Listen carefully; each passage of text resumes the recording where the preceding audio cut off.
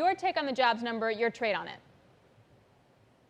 Well, I think overall it was a pleasing number. It may go some way to alleviate some of the concerns that have been building up since Jackson Hole.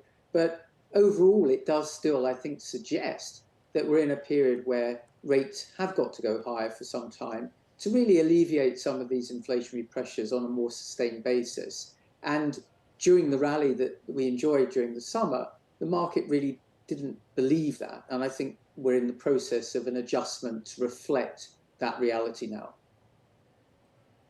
Peter, where are we in that adjustment? The higher for longer, that sustained lower growth trajectory that Jay Powell outlined, where are we in the market adjustment to that? And with the June lows, do they mark the bottom at this point? Well, I think when you consider the prospects for inflation being higher for longer, not anything like we saw in the 1970s, and certainly some of the pressures are easing, but much higher than we've seen in the last decade. And you look at where interest rates are, and of course, some of the obvious downward risks to growth, not just in the US, but particularly in areas like China and Europe. Equities haven't really fallen that much. Most major equity markets year to date, and they peaked at the beginning of the year, are down around 15%. And I think they could fall further and valuations could come down more before we get to the sort of point where a more sustained transition into the next cycle is properly priced. We did get towards that sort of level, I think, before the June rally, when we were clearly in bear market territory. But I think the optimism about a Fed pivot, which was probably premature, led to some relief, particularly for some of those long duration stocks, which have fallen in that first phase. So I think we need to get back towards the sort of lows we were seeing before. But it's not just the level, it's also the valuation and the realistic pricing of higher terminal rates and weaker growth. Yeah, but levels are fun to talk about. So Peter, does that mean that we break 3,600? And how do we do it this time? What does it for us? Well, I think the combination of continued strength in the labor market in the case of the US, leading to higher inflation expectations would be something that will continue to encourage the Fed and indeed other central banks to be persistent in their message that they're determined to reduce inflationary pressures and raise rates. But of course, in combination with that, it's the expectation about the extent of any economic slowdown. Now, when we look at how the market is pricing that, of course, there are many ways to do it. Just simply looking at the way that the most cyclical stocks have performed relative to the most defensives does suggest, of course, that the market is pricing a slowdown. That wouldn't be a surprise. But at this stage, it still looks to be pricing something of a soft landing. Now, we do think there are some reasons to be positive, strong private sector balance sheets, and even in those areas the most risk of growth deteriorating like Europe, we're going to see more fiscal support. But I think the market will get to pricing more recession risk before we get a genuine turnaround. Peter, when it comes to the question of yields, we've come off the 3.5% that we saw yesterday on the 2-year.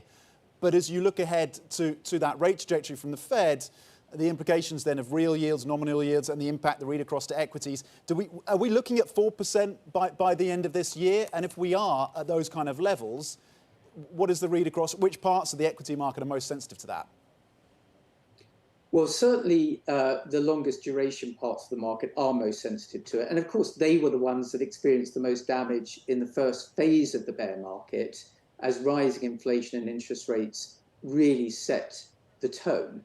But I think it's not entirely so clear moving forwards because the axis of market bifurcation that dominated the last decade, growth outperforming value, itself is not such a valuable way of looking at things now.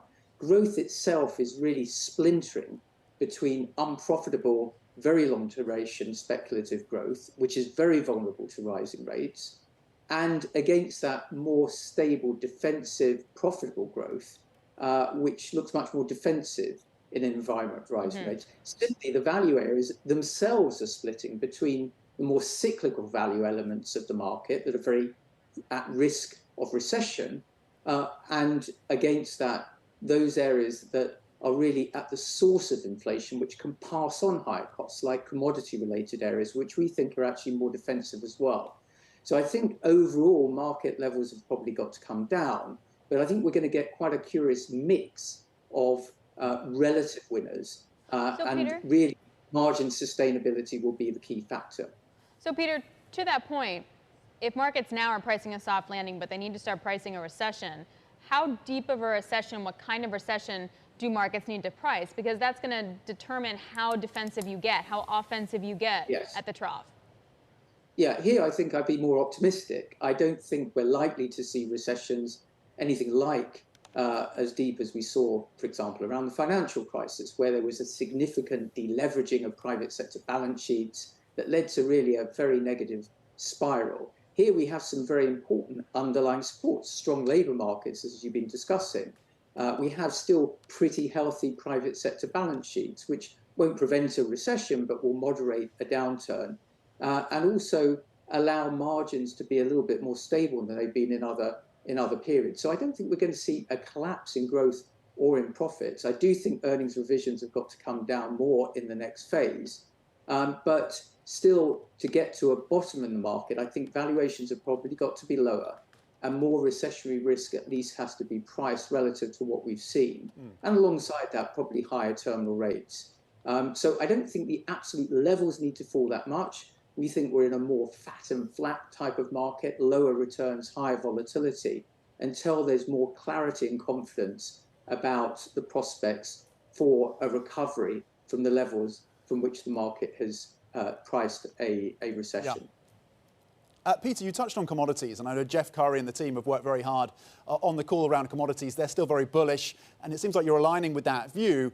Just to unpack that for us, when you look at what's happening in China, the lockdowns of cities like Chengdu, concern today around whether or not Shenzhen will be locked down again, and then the almost consensus call that you're going to get a recession in Europe. How do those things come together and provide a bullish case for commodities? Well, I think there's a balance, as with many things, between tactical and cyclical factors on the one hand and structural ones on the other. And of course, commodities are not an anticipatory asset. They're going to reflect the balance of demand and supply at any time. And as people worry about recessions and you get some demand destruction, there will be some downward pressures. But the key to this argument is more a secular one. And that is that really the underlying problem is one of supply, not of demand. We've had years of underinvestment, and the pricing mechanism is not working as well as in the past. Rising prices are not encouraging higher investment because there's the perceived lack of long-term duration of new investment projects as we move towards energy transition. So we think there's a structural supply problem here, which is going to keep prices elevated for quite a long period of time. And really the answer to this is not weaker demand. Structurally, it's increased investment. And that's why we think prices can stay elevated for some time. And that's going to, like you said, take a while. Last question here from me, Peter. If the ECB goes 75 next week, what happens to stocks in Europe? Well, I think increasingly that is being priced.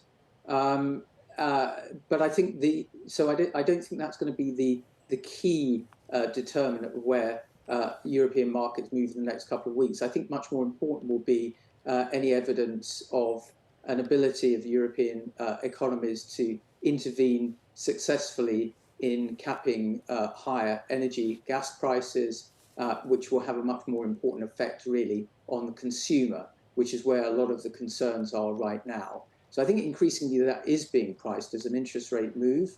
It may help to moderate the currency, of course, a little bit as well. But I think the key thing is going to be, in Europe's case, the prospects for growth, demand, and how deep a recession is. And a lot of that will be determined by the impact of higher commodity and energy prices.